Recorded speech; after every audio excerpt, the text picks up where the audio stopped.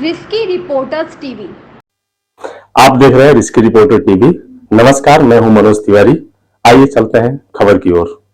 भाजपा महिला मोर्चा प्रदेश कार्य समिति की बैठक द रामायण होटल अयोध्या में आज होगी। कार्यक्रम को लेकर तैयारियां पूरी कर ली गई। कार्यक्रम की संयोजिका डॉक्टर ममता पांडे प्रदेश मंत्री ने बताया कि कार्यक्रम के मुख्य अतिथि भाजपा प्रदेश अध्यक्ष भूपेंद्र सिंह चौधरी हैं। वह कार्यक्रम को आकर संबोधित करेंगे। स्थानीय निकाय चुनाव और मिशन 2024 के संदर्भ में यह मीटिंग आयोजित की गई। कार्यक्रम में शामिल होने के लिए पूरे उत्तर प्रदेश के हर जनपद से भाजपा महिला मोर्चा की पदाधिकारी व सदस्य आ चुकी है। भाजपा प्रदेश अध्यक्ष आकर कार्यक्रम को संबोधित करेंगे। उनके आगमन से पूर्व स्वागत की तैयारियां पूरी कर ली गई हैं।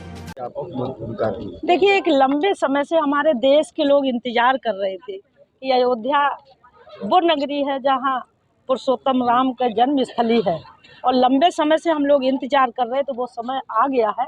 तो निश्चित तौर से हम लोगों का रीजन यही है कि उनके दर्शन भी करेंगे और यहाँ से हम लोग हुंकार भरेंगे। महिला मोर्चा भगवान राम की नगरी से हम लोग आज प्रदेश कार्य समिति अयोध्या में रखी हुई। तो आगे का जो चुनाव आ रहा है, महिलाओं की भूमिका चुनाव में भी नहीं, राजनीति में हमेशा से सदियों से चले आई। मैं तो कहती हूँ कि महिलाओं का योगदान राष्ट्र के निर्माण में हमेशा से रहा। आदिकाल से देखिए और चाहे मध्यकाल से देखिए, इतनी परिस्थितियों के बाद भी महिलाओं ने अपना योगदान दिया, और आज वर्तमान में भारतीय जनता पार्टी के नेतृत्व में फिर हमारे महिलाएं योगदान जिस तरीके से दे रही हैं, तो मैं तो समझ रही हूँ कि बीच में बहुत लंबा अंतराल हो गया था कि महिलाएं कहीं ना कहीं पीछे थी। आज पूरी तरीके से महिलाएं घर से निकल के तैयार हो गई, हर क्षेत्र में काम करने लगी।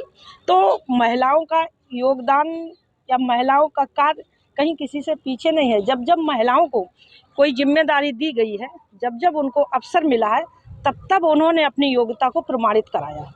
तो निकाय बिल्कुल आना भी चाहिए, जो राजनीति करता है महत्वाकांक्षी होते आने चाहिए। लेकिन आप विश्वास मानिए, जो बहन हमारी पूरे उत्तर प्रदेश में महिला मोर्चा में काम कर रही है या उससे विचारधारा रख रही है और जो योग्यता ये रख रही जीतने लायक, उसको भारतीय जनता पार्टी चुनाव लड़ाएगी। तो इस बार क्या महिलाओं की जिम्मेदारी है? देखिए, आपने देखा होगा कि उत्तर प्रदेश में अभी जिला पंचायत का चुनाव हुआ, उसमें भी 40 महिलाएं भारतीय जनता पार्टी से जिला की प्रथम इकाई के रूप में जुड़ी हैं, अध्यक्ष बनी हैं। आप देख लीजिए, आप पूरे लोकसभा में भी देख लीजिए, भारतीय जनता पार्टी से 12 महिलाएं सांसद हैं। उत्तर प्रदेश में 5 महिलाएं राज्यसभा में भारतीय जनता पार्टी ने भेजी है। तो विश्वास मानिए, जो हमारी बहन योग्यता रखती होगी उसको जो टिकट मिलेगा। किन मुद्दों के साथ देखिए, मेरे पास मुद्दे तो वो लोग ढूंढते हैं, मेरे पास तो विकास है। मैंने तो विकास कराया, हमारी सरकार ने विकास कराया। खास तौर से मुझे याद आता, मैं तो हमेशा कहती भी हूँ कि मुझे याद है कि मैंने देखा नहीं है, मैंने जिया है। देश आज़ाद के बाद कैसी परिस्थितियाँ थी गाँव में, जब बरसात के समय होता था, लोगों को भले ही लगता हो कि वो शौचालय एक शब्द है, लेकिन उन दूर दराज गाँव की महिलाओं से पूछिए, बहनों से, बेटियों से पूछिए कि बरसात के समय पानी भरा हुआ होता था, और जब वो जाती तो उनको स्थान नहीं मिलता था, घर शौच क्रिया के लिए बाहर जाती थी तो उनको रास्ते में बैठना पड़ता था मजबूरी में। लेकिन ये किसी को चिंता नहीं। देश आज़ाद के बाद पहली बार हमारे देश के प्रधानमंत्री आदरणीय मोदी जी ने हमारे देश की बेटियों के लिए, हमारी देश की महिलाओं के लिए सम्मान देने के लिए शौचालय से लेके, आवास से लेके, वृद्धा पेंशन से लेके, उज्ज्वला योजना से लेके, और अभी आप देखिए एक नया बजट अभी जो केंद्र ने दिया है, पीएम विकास विश्वकर्मा विकास योजना के तहत, आप देखिए इसमें महिलाओं को और आगे बढ़ने का उनको ताकत मिलेगी। पूरी तरीके से सरकार हमारी केंद्र और प्रदेश की तत्पर है कि हमारे देश की बेटियां, हमारे देश की महिलाएं आगे बढ़े, स्वावलंबी बने। आज अयोध्या से संदेश तो हम लोगों का यही है कि हमारी सरकार में महिलाएं सुरक्षित हैं, बेटियां सुरक्षित हैं, और वो घर से बाहर निकल के, चूँकि सरकार ने हम लोगों के लिए जो सम्मान दिया, हमारा जो हमें आगे बढ़ाने का काम कर रही, अब वो हम महिलाओं के ऊपर जिम्मेदारी है कि उनका कर्ज उतारने के लिए। तो यहाँ आज अयोध्या नगरी में पूरी तरीके से हमारी महिलाएं, बहनें पूरी तरीके से ये तैयार है कि आने वाले समय में चाहे नगर निकाय पंचायत चुनाव हो और चाहे 2024 का चुनाव है, पूरी तरीके से हम लोग चुनाव जिताएंगे। और विश्वास के साथ मैं आज यहाँ आपको बता रही हूँ कि यहाँ भी हमारे बहुत अच्छे मतों से जीतेंगे और 2024 में भी देखें तीसरी बार फिर प्रधानमंत्री नरेंद्र मोदी जी बनेंगे। बहुत बहुत प्रभु श्री राम की जन्मस्थली अयोध्या में भारतीय जनता पार्टी महिला मोर्चे की आज कार्य समिति हमारी बैठक प्रारंभ हो रही है। उसमें मुझे प्रतिभाग करने का अवसर मिला है। भारतीय जनता पार्टी का संगठन, हमारे कार्यकर्ता, सभी लोग अपने विचार के आधार पर और जो हमारी सरकारों के काम हैं और अपने संगठन की व्यवस्था के अनुसार हम लोग लगातार जनता के बीच में रहते हैं। आज की बैठक में जो हमारे कार्यक्रम हैं, अभियान हैं, उन अभियानों में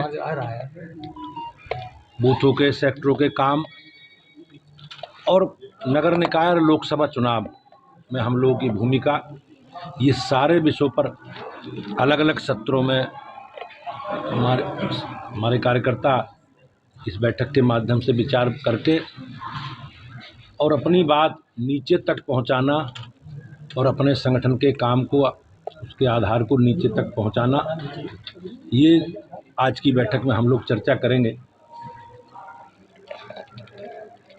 लेकिन जो चुनाव आ रहा है, निकाय चुनाव हो या लोकसभा, उसमें महिलाओं की कैसी भूमिका होती है? हमारे भारतीय जनता पार्टी में महिला मोर्चा सशक्त और प्रभावी है। हमारे क्षेत्र में हमारी बहनें अलग अलग क्षेत्रों में नेतृत्व कर रही हैं और निकायों में तो 33% आरक्षण है बहनों का।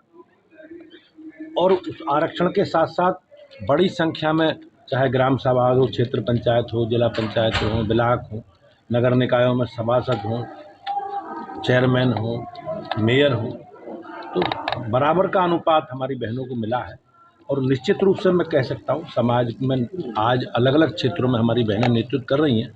लेकिन जहाँ तक लोकतंत्र व्यवस्था में, हमारे चुनावी व्यवस्था में है, तो भारतीय जनता पार्टी का संगठन, हमारी बहनें मेन भारतीय जनता पार्टी के साथ कंधे से कंधा मिलाकर भाजपा की विकास यात्रा को आगे बढ़ाने में अपना योगदान दे रहे हैं। तीसरा विपक्ष जो है हमेशा जो कानून व्यवस्था को लेकर सवाल उठा रहा है, क्या कहेंगे उस पर आप?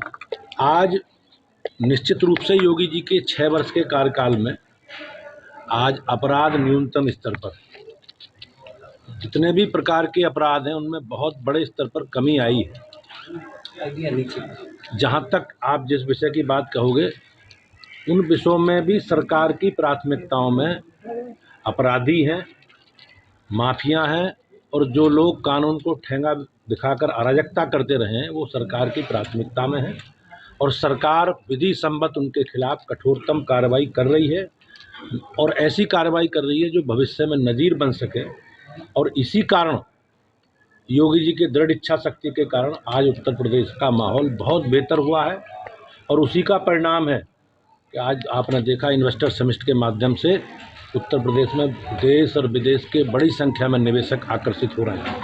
आरक्षक इसमें नगर पार्टी संविधान में प्रदत्त जो आरक्षण की व्यवस्था है उसी के साथ हम लोग आगे बढ़ेंगे। जब माननीय उच्च न्यायालय का आदेश आया तब भी भारतीय जनता पार्टी ने और सरकार ने ये संकल्प व्यक्त कर दिया था कि हम लोग बगैर पिछड़े वर्गों के आरक्षण दिए चुनाव नहीं कराएंगे। लेकिन मुझे खुशी है कि माननीय न्यायालय ने हमें समय दिया और हम समय के आधार पर जो आयोग की रिपोर्ट है वो सरकार को प्राप्त हो गई है। अब सरकार को, विभाग को उसमें आरक्षण की प्रक्रिया नियमानुसार आगे बढ़ानी है और आरक्षण के बाद आयोग अधिसूचना जारी करेगा और जैसे अधिसूचना जारी करेगा हम लोग अपने पूरे तैयारी के साथ चुनाव मैदान में जाएंगे। और मुझे विश्वास है कि हमारी सरकारों ने जो नगर निकायों के माध्यम से काम किए, चाहे स्मार्ट सिटी से जुड़े विषय हों, चाहे स्वच्छता से जुड़े विषय हों, स्वच्छ पेयजल से जुड़े विषय हों, सारे विषयों को लेकर हम अपने कार्यकर्ता भाइयों बहनों के साथ मिलकर जनता के बीच में जाएंगे और अपील करेंगे कि भारतीय जनता पार्टी के पक्ष में मतदान करके 100% नगर निगम हमें जिताएं, नगर पालिका जिताएं, नगर पंचायत जिताएं और अधिकांश नगर पालिका, नगर निगम और नगर पंचायतों में बोर्ड में भी हमारा बहुमत हो, जिससे हम इस नगरीय क्षेत्र की विकास यात्रा को आगे बढ़ा सकें। इस खबर में बस इतना ही। बने रहे रिस्की रिपोर्टर्स टीवी के साथ।